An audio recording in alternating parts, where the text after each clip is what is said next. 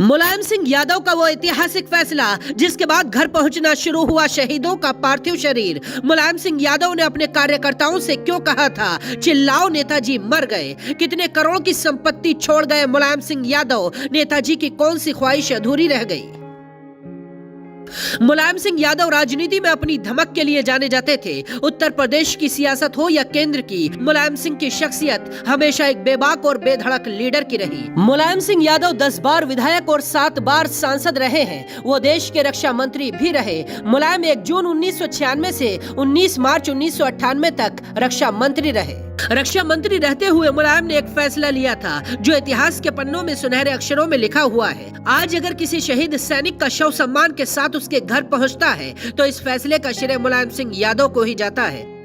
आजादी के बाद से ही कई सालों तक कोई जवान शहीद होता था तो शहीद का पार्थिव शरीर घर नहीं आता था। उस वक्त शहीद जवानों की टोपी उनके घर पहुंचाई जाती थी। मुलायम रक्षा मंत्री बने तो उन्होंने कानून बनाया कि शहीद सैनिक का शव घर पहुंचाया जाएगा। उन्होंने फैसला किया शहीद जवान का शव पूरे राजकीय सम्मान के साथ उनके घर जाना चाहिए। डीएम और एसपी शहीद जवान के घर जाएंगे और परिवार का हौसला बढ़ाएंगे। इस कानून के बाद से शहीदों का पार्थिव शरीर उनके घर पहुंचना शुरू हुआ।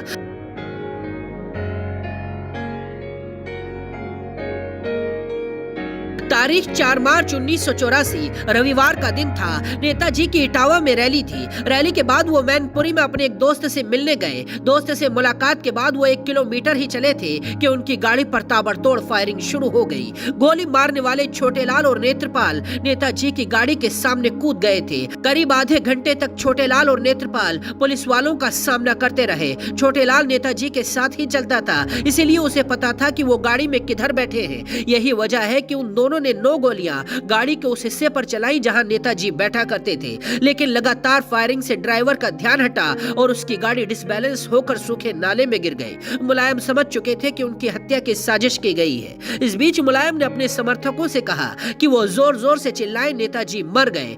उन्हें गोली लग गई, नेताजी नहीं रहे। तब नेताजी के सभी समर्थकों ने चिल्लाना शुरू किया तो हमलावरों को लगा कि नेताजी सच में मर गए। उन्हें मरा हुआ समझकर हमलावरों ने गोली चलाना बंद कर दी और वहां से भागने लगे। इसी दौरान पुलिस ने भाग रहे छोटेलाल को गोली मार दी, जिससे उसकी मौके पर ही मौत हो गई और नेत्रपाल बुरी तरह घायल हो गया। इसके बाद सुरक्षाकर्मी नेताजी को एक जीप में 5 किलोमीटर दूर कुर्रा पुलिस स्टेशन ले गए। मुलायम के इस पैतरे को देखकर पुलिस वाले भी मुरीद हो गए थे।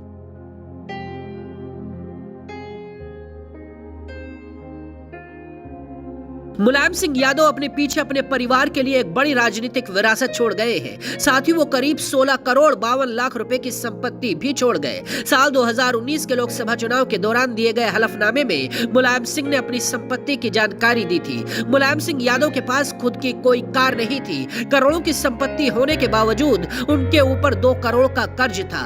खास बात यह है कि ये कर्ज उन्होंने खुद अपने बेटे अखिलेश यादव से लिया हुआ था। हालांकि ये कर्ज उन्होंने क्यों लिया था, इस बात का खुलासा नहीं किया गया। रक्षा मंत्री रहते हुए मुलायम ने देश हित में कई ऐसे फैसले लिए जो नजीर बन गए। मुलायम सिंह यादव का सपना प्रधानमंत्री बनने का था, लेकिन वो देश के प्रधानमंत्री बनने से चूक गए। वो 2 बार पीएम की कुर्सी के करीब पहुंचे, लेकिन सियासत में मिली दगा से वो पीएम बनते बनते रह गए। बाकी खबरों के लिए देखते रहिए जनसत्ता.com।